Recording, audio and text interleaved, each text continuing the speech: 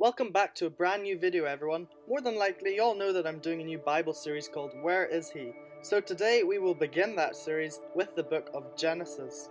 So Genesis is the book of beginnings, and rightly so, as the word Genesis means start or beginning. It is about the beginning of our Bible, the beginning of time, the beginning of life, the beginning of people, the beginning of sin, the beginning of languages, the beginning of journeys, and ultimately the beginning of salvation. Allow me to briefly summarize the main parts of the book. It starts off by God creating everything in 6 actual days. Yep, God spoke and it came. We'll go through each day. In the beginning there was darkness, but on the first day God said, "Let there be light." And there was light. And God saw the light and saw that it was good. On the second day, God divided the waters. He separated the water from the seas from the water in the sky. On day 3, God created dry land and all the plants on it. So that's trees, bushes, fields, and flowers. God saw that it was good. On the 4th day, God created the rest of the universe, the sun, the moon, and the stars, and he saw that it was good. On the 5th day, God created the fish and other water creatures of the sea, and the birds and the flying creatures of the air, and God saw that it was good. Now day 6 was very important because God created the first man, Adam. That's us, humans. He also created all the land animals and everything that creepeth on the earth.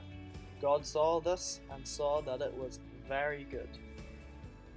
But hold on a second, what about day 2? Why did God see everything good except day 2? Well, don't worry, we'll come to that soon. God creates the first man, Adam, and puts him in the garden and gives him a work, a will, and a woman. And that woman was taken from his side to be a helper. God saw that it was very good.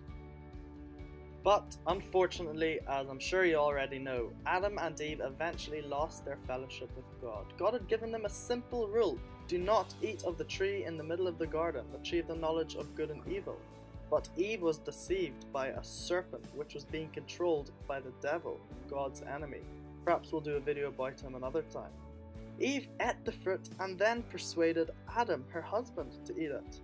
Adam, as the head of the union and keeper of the creation, should have refused, but because he gave in to his wife, he caused sin to enter into the world. After this, God had to send them out of his presence.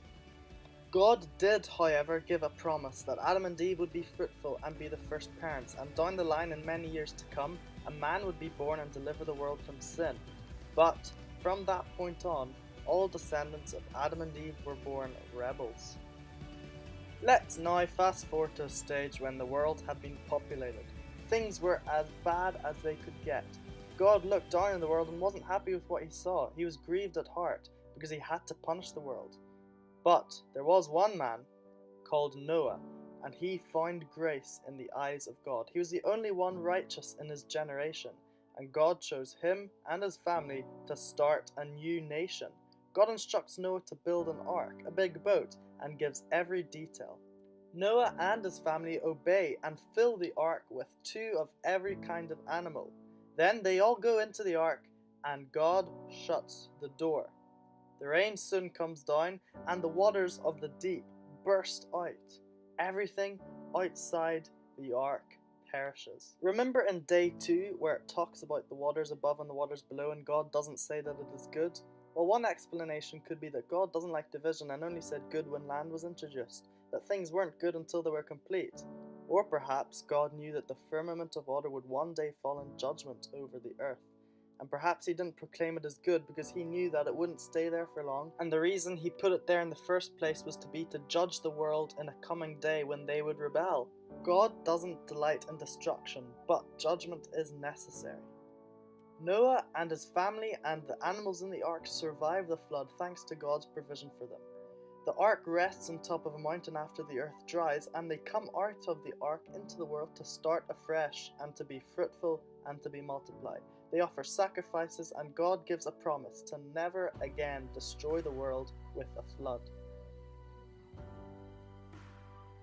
Again, we move on to an episode in Genesis where people rebel.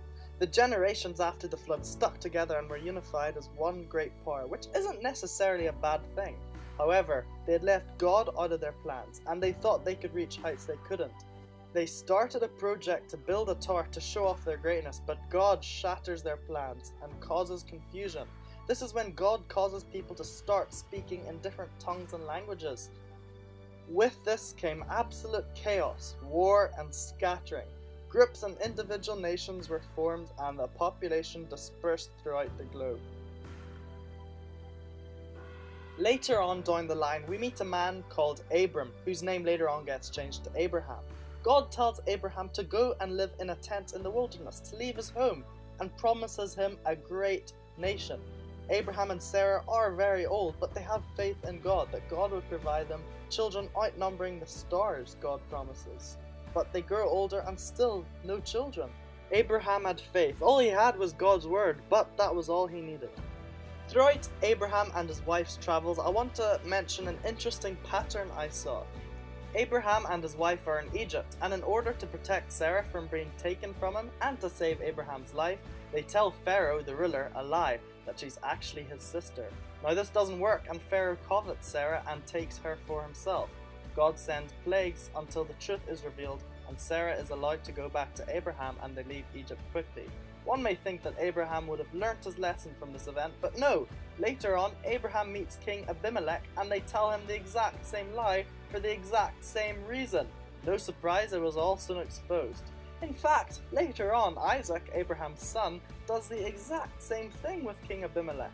Don't they ever learn from previous mistakes? It can be surprising, but then on the other hand, we too make the same mistakes over and over again as well. But anyway, eventually, against all odds, in their old age, Abraham and Sarah have a son of their own, and they name him Isaac. Unfortunately, Abraham had a son before that with another woman, and the effects of that family line are still a huge cause of problem even today. So here we have Abraham, all happy, delighted in fact that God has given him a son and that there would be a great nation after all. God approached him one day to test his faith. He told Abraham to take his only son Isaac and offer him as a sacrifice up a mountain. Amazingly, Abraham takes Isaac up the mountain with a bundle of wood each. His heart must have been breaking inside, as he tied Isaac up and laid him on his deathbed. He fully believed that God would raise up his son, as he still believed God's promise of a great nation.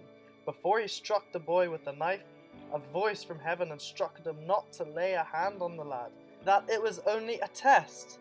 That day, God provided Abraham with a ram, a sheep, for him to offer instead of his son, and Isaac walked away free.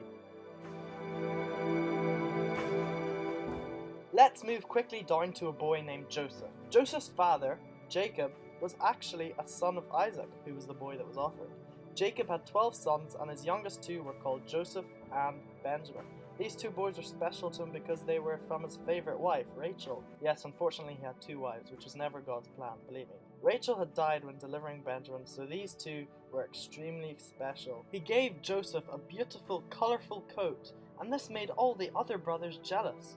We don't read anything bad about Joseph in the Bible, but his older brothers hated him, so much so that they eventually lay hold of him, stripped the coat off him, and sold him as a slave to merchants who were on their way to Egypt.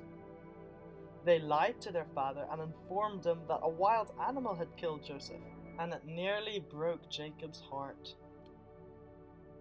Meanwhile, in Egypt, Joseph lived a good life for God and stood out. He received good things, but he also received bad things. After a series of turbulent moments, Joseph, with help from God, explained to the ruler Pharaoh how to prepare for an upcoming famine. He was appointed overseer of the whole project, and he saved the nation from the famine, as well as other nations. Amazingly, Joseph's brothers come to Egypt for food, because back home all the food had run out. The brothers have no idea who Joseph is, but Joseph recognizes them. He tests them to see if they have changed since the last he saw them, and after a while he understands they are truly sorry for their terrible crimes in the past. He reveals himself and forgives them. The brothers bring their father Jacob to be reunited with Joseph in Egypt, and they all live there as Joseph supplies for them. Before he dies of old age, Jacob prophesies that his 12 sons would have 12 tribes born from them, called the 12 tribes of Israel, which interestingly was Jacob's other name. The book of Genesis closes with Joseph giving a prophecy that one day the whole nation of Israel would be brought out of Egypt into a promised land. Joseph dies, and the book ends. This sets the scene nicely for the next book in the Bible, which is Exodus, but we'll look at that another time. Now that is a lot of material, and I don't want the videos to be too long, so it'll be in my next video that I'll explain where I found Christ in Genesis. So stay tuned for that, and thank you very much for watching this video. Every blessing. Thank you.